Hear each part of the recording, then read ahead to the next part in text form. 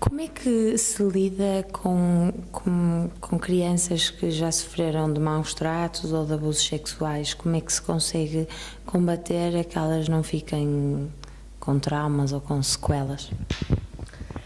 Essa é uma questão complicada de responder, porque lidar com experiências como estas são exigentes, desde logo porque, como deve imaginar, são experiências que têm aqui um potencial traumático significativo, mas também não significa que inevitavelmente estas crianças ficam traumatizadas ou danificadas para toda a vida e, portanto, essa é a dimensão mais importante e que eu gosto também de salientar. Depende, ou esta dimensão do impacto ou das consequências dependem de vários fatores.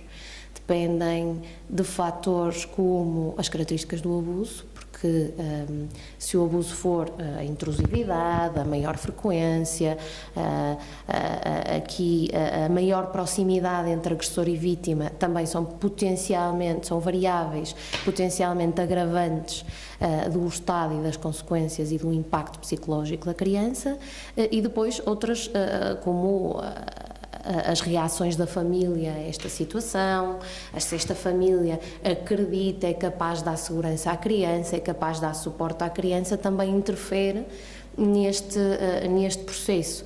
E, portanto, eu diria que são situações particularmente exigentes, porque dependem de muitas variáveis. O estado psicológico da criança e da família vai depender de muitas variáveis. Algumas que nós não podemos alterar, como sejam a experiência dela, as características da experiência dela, mas outras que eu acho que todos nós temos responsabilidade de contribuir para que favoreçam uma maior adaptação e uma maior recuperação, como é o caso do sistema de justiça.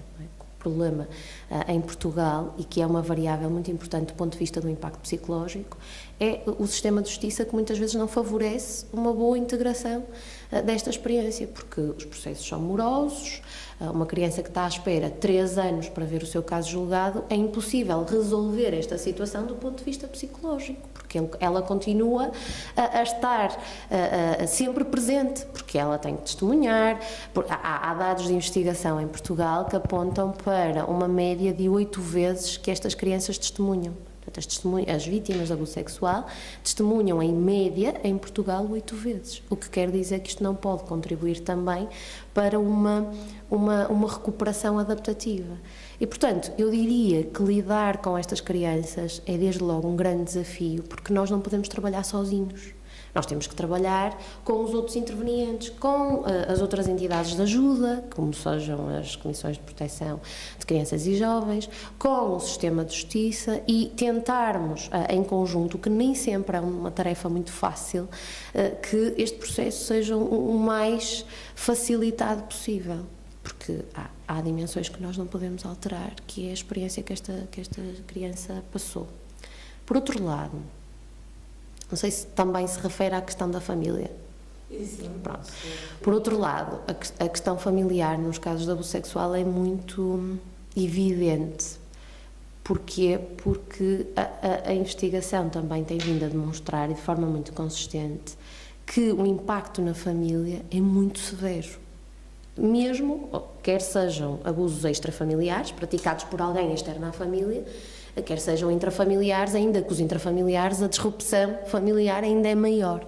Mas a verdade é que alguns dados apontam que o nível de perturbação é semelhante a uma família que acabou, por exemplo, de enfrentar uma morte. Pais que, por exemplo, acabaram de se confrontar com a morte de um filho. Portanto, os níveis de stress e de perturbação são muito semelhantes.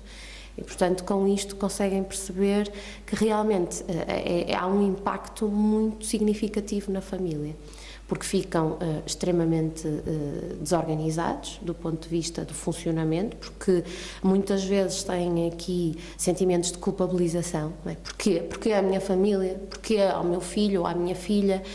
Porquê a nós? Se eu sou ou não sou um bom pai, porquê que eu não consegui proteger a minha filha disto? E o que é que há de mal na minha família para eu permitir isto? É particularmente difícil para os pais, homens, E isto não é um dado da investigação, é um dado da minha experiência mais clínica, mas que é algo que é muito evidente, em que os pais têm muita dificuldade em lidar com esta situação.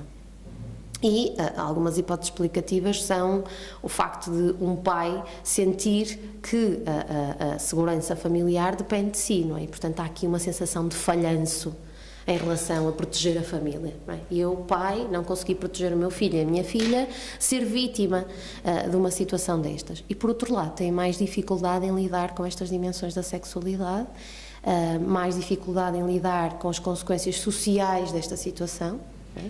O que é que os outros vão pensar de mim como pai, o que é que os outros vão pensar da minha filha, que no caso dos rapazes há o estigma da homossexualidade, não é? Que ele passou por esta situação, portanto, inevitavelmente vai se tornar homossexual, é um mito muito frequente.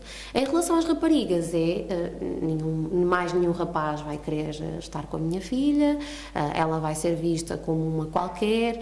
Isto geralmente são medos e receios de ambos os pais, muitas vezes muito mais evidentes nos pais homens, que têm muita dificuldade em gerir emocionalmente esta situação. Daí que muitas vezes as crianças nos digam: eu nem sei se o meu pai sabe, o meu pai nunca falou sobre isto comigo, porque evitam falar. E, portanto, há uma grande desorganização familiar, porque é como gerir esta situação. Falar com a criança, não falar com a criança, lidar com os problemas ou com os comportamentos problemáticos da criança, porque também é muito difícil.